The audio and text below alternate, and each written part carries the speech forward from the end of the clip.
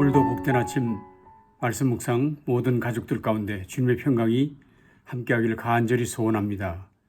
오늘 같이 묵상하실 말씀은 느헤미야 9장 32절에서 38절 말씀 제가 봉독하겠습니다. 우리 하나님이여 광대하시고 능하시고 두려우시며 언약과 인자하심을 지키시는 하나님이여 우리와 우리 왕들과 방백들과 제사장들과 선지자들과 조상들과 주의 모든 백성이 아수르 왕들의 때로부터 오늘까지 당한 모든 환난을 이제 작게 여기지 마옵소서. 그러나 우리가 당한 모든 일에 주는 공의로우시니 우리는 악을 행하여 싸우나 주께서는 진실하게 행하셨음이니이다. 우리 왕들과 방백들과 제사장들과 조상들이 주의 율법을 지키지 아니하며 주의 명령과 주께서 그들에게 경계하신 말씀을 순종하지 아니하고 그들이 그 나라와 주께서 그들에게 베푸신 큰 복과 자기 앞에 주신 넓고 기름진 땅을 누리면서도 주를 섬기지 아니하며 악행을 그치지 아니하였으므로 우리가 오늘날 종이 되었는데 곧 주께서 우리 조상들에게 주사 그것의 열매를 먹고 그것의 아름다운 소산을 누리게 하신 땅에서 우리가 종이 되었나이다.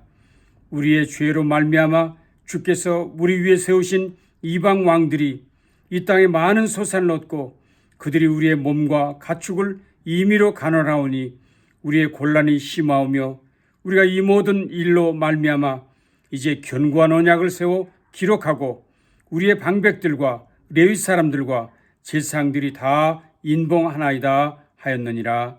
아멘.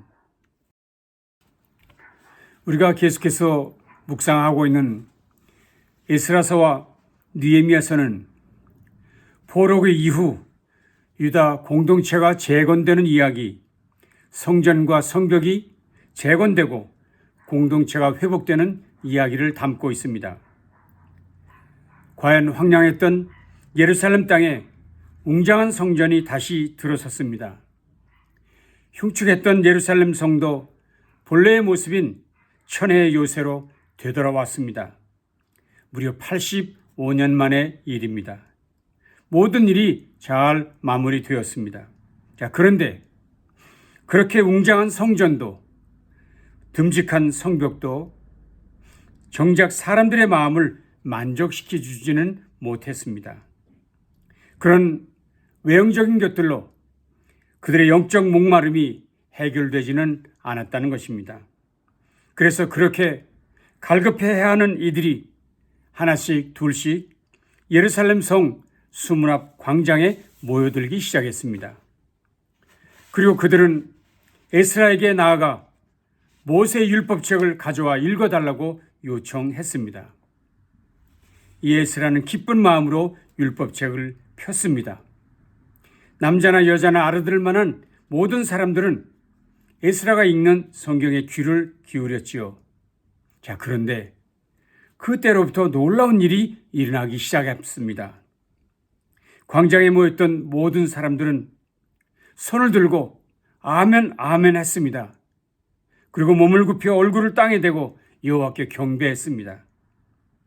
말씀을 깨닫게 되자 그들은 종일토록 울며 회개하기 시작했습니다. 해가 지고 다음 날이 되었지만 사람들은 또다시 어제 들었던 율법을 좀 더 밝히 알고자 다시 에스라에게로 나아갔습니다. 에스라는 초막절 말씀을 들려주었고 백성들은 순종하여 일주일 동안 규례를 따라 초막절을 지켰습니다. 그렇게 초막절도 마무리했습니다. 그런데도 사람들은 각자의 집으로 돌아가지 않고 또다시 모였습니다. 그리고는 말씀을 듣는 일과 회개하는 일에 전념하지요. 하루의 4분의 1은 자리에 서서 율법의 말씀을 들었습니다.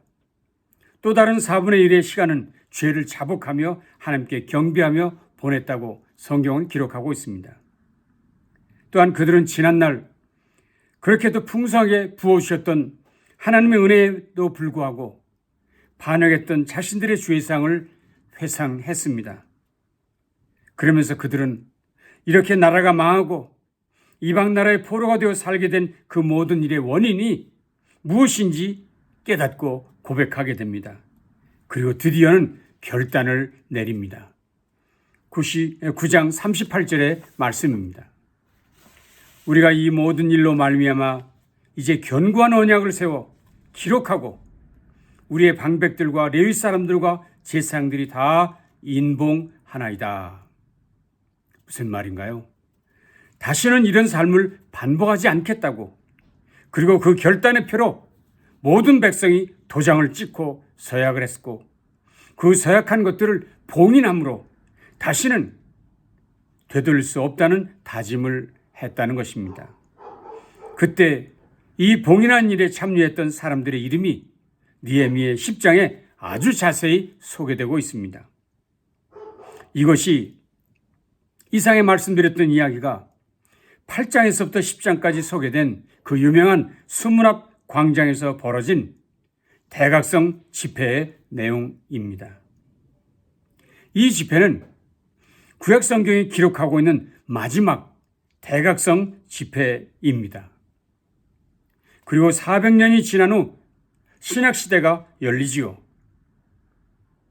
그런 의미에서 이 구약시대의 마지막 집회였던 이 수문앞 광장에서의 집회가 결국 신약시대를 여는 대각성 집회의 모델로 비춰지고 있다는 것을 우리는 인정할 수 있다 하는 것입니다. 그런 의미에서 우리가 이 수문앞 광장의 집회의 특징들을 좀 더 자세히 살피는 것이 의미 있는 일이라고 생각되어서 오늘 그것을 여러분과 함께 나누려고 합니다. 수문앞 광장 집회의 첫 번째 특징은 백성들의 자발적 집회였다는 것입니다. 백성들의 자발적 집회. 성경에는 몇 번의 큰 집회가 기록되어 있습니다. 사무엘상 7장에 소개된 미스바 성회가 있고요. 사도행전 2장에 소개된 오순절 성령 강림 집회가 있습니다. 그런데 이런 집회들의 특징은 그 집회를 이끌고 있는 지도자가 있었다는 것입니다. 아시는 대로 미스바 집회는 사무엘의 명령으로 시작되었습니다. 오순절 성령 강림 집회는 베드로의 강력한 설교로 시작된 부흥회였습니다. 자, 그렇지만 오늘 여러분께서 생각하시고 있는 수문앞 광장 집회는 그런 지도자들이 아닌 백성들 스스로가 자발적으로 모인 집회였다는 것입니다. 8장 1절을 보시겠습니다. 이스라엘 자손이 자기들의 성읍에 거주하였더니 7째 달에 이르러 모든 백성이 일제히 수문앞 광장에 모여 학사 에스라에게 여호와께서 이스라엘에게 명령하신 모세의 율법책을 가져오기를 청하며. 그렇습니다. 수문앞 광장에 모인 그 사람들은 누구의 지시 없었습니다. 누구의 명령에 의해서 모인 사람 아니었습니다. 그들은 자원해서 그저 그 갈급한 심령에 영적 목마름으로 수문앞 광장으로 모여한 사람들이지요. 뿐만입니까? 그들은 스스로 에스라에게 찾아갔습니다. 그리고 율법책을 가져와 달라고 요청을 하지요. 그래서 에스라가 등장하게 됩니다. 심지어 9장 1절에 보시면 이런 일이 있었습니다. 그달 29날에 이스라엘 자손이 다 모여 금식하며 굵은 베옷을 입고 티끌을 무릅쓰며. 여기 본문을 보시면 백성들 스스로가 금식하며 굵은 베옷을 입고 티끌을 무릅쓰었다 했습니다. 에스라가 사람들에게 금식하라고 명령하지 않았다는 것입니다. 에스라가 사람들에게 회개하라고 명령하지 않았다는 것입니다. 사람들 스스로가 말씀 앞에서 이렇게 반응한 것이지요. 이런 부흥의 기록이 무려 느헤미야 8장부터 10장까지 아주 자세히 소개되었습니다. 여러분 성경 전체를 살펴보십시오. 어떤 부흥의 기록이, 어떤 집회의 기록이 이렇게 자세하게 길게 소개된 내용이 있었습니까? 결국 성경조차도 이 수문앞 광장의 집회를 기록으로 남길 만한, 이렇게 길게 기록으로 남길 만한 성공적인 대각성 집회 모델이다, 모범이다 인정하고 있다는 것을 우리가 이제 알 수 있는 것입니다. 그렇습니다. 진정한 영적 대각성은 자발적이어야 합니다. 누군가의 지시나 명령으로 되는 것이 아니라 모든 일의 갈급함, 모든 일의 목마름, 그런 이들의 모임, 그런 이들의 예배, 그런 이들의 기도회가 결국 성공적 집회의 주요 열쇠가 되고 있다는 것을 우리는 기억할 수 있습니다. 우린 이 모습을 보면서 우리 모든 성도들에게도 많은 도전을 주고 또 우리에게도 가능성을 주고 있다는 것을 알게 됩니다. 무슨 말입니까? 우리 각자도 누가 뭐라 하지 않아도 우리 가운데 지도자가 없다 할지라도 우리 각자가 갈급함으로 영적 목마름으로 나아가기만 한다면, 모일 수 있다면 이런 놀라운 역사가 일어날 수 있다는 사실. 그래서 오늘 우리가 이런 결단을 합니다. 이제 우리 모두 한 사람 한 사람이 부흥의 주인공이 될 수 있다. 내가 그 부흥의 주인공이 될 수 있다 하는 확신을 가지고 우리가 이 일에 참여해야 하겠다는 것입니다. 두 번째 특징은 이 수문학 광장 집회의 핵심은 역시 하나님의 말씀이 핵심이었다. 백성들의 요청으로 학사 에스라가 등장하죠. 그때 백성들은 에스라에게 다른 것이 아닌 여호와의 율법책을 가져와 읽어달라고 요청을 했습니다. 그래서 그 율법책 가져다가 읽기 시작했지요. 또한 읽은 율법의 내용을 레위인들과 제사장들은 깨닫도록 설명해 주기도 했습니다. 그랬더니 백성들은 그 율법의 말씀에 감동되어 울었습니다. 하나님의 말씀이 사람들의 마음을 움직인 것이지요. 그것만입니까? 에스라가 첫날부터 끝날까지 날마다 여호와 율법책을 낭독하니 백성들은 그 말씀을 따라 이래 동안 절기를 지키고 규례를 따라 성회를 열었다고도 했습니다. 거기서 멈추지 않았습니다. 그들은 다 모여 금식하며 굵은 베옷을 입고 티끌을 무릅쓰고 회개했습니다. 이방 사람과 절교하고 조상들의 죄까지 잡아가고 회개했습니다. 그때 그들이 드렸던 죄의 고백이 9장 1절부터 마지막 38절까지 자세하게 소개되고 있습니다. 여러분, 이렇게 무리들의 마음을 움직인 실질적 원인은 무엇입니까? 하나님의 말씀이었죠. 이 일이 너무나도 놀랍습니다. 왜냐하면 에스라는 그저 율법책을 읽기만 했는데도 에스라가 소개한 말씀에는 다른 해석이 없었습니다. 그저 단순한 말씀을 읽기만 했는데 그 단순한 말씀을 듣기만 했는데 백성들의 마음은 움직이기 시작했다는 것. 삶이 변화되기 시작했다는 것. 성경은 기록하고 있습니다. 어떻게 이것이 가능할까요? 여호와의 말씀은 능력이기 때문입니다. 그 말씀이 능력이기 때문입니다. 시편 19편은 이렇게 말했습니다. 여호와의 율법은 완전하여 영혼을 소생시키며 여호와의 증거는 확실하여 우둔한 자를 지혜롭게 하며. 여호와의 율법은 완전하여 영혼을 소생시키고 여호와의 증거는 확실하여 우둔한 자를 지혜롭게 한다 말하고 있습니다. 독일의 신학자인 보네포가 이런 말을 하죠. 하나님의 말씀은 아름다운 말만이 아니라 하나님의 말씀은 역사를 변화시키고 죽은 자를 살리는 말씀입니다. 역사를 변화시키고 죽은 자를 살리는 말씀입니다. 라고 그는 고백했습니다. 그렇습니다. 하나님의 말씀만이 영혼을 움직일 수 있는 것을 믿습니다. 말씀이 깨달아질 때 영혼은 만족을 얻습니다. 마음이 풀어집니다. 신앙의 질과 수준이 달라진다는 사실입니다.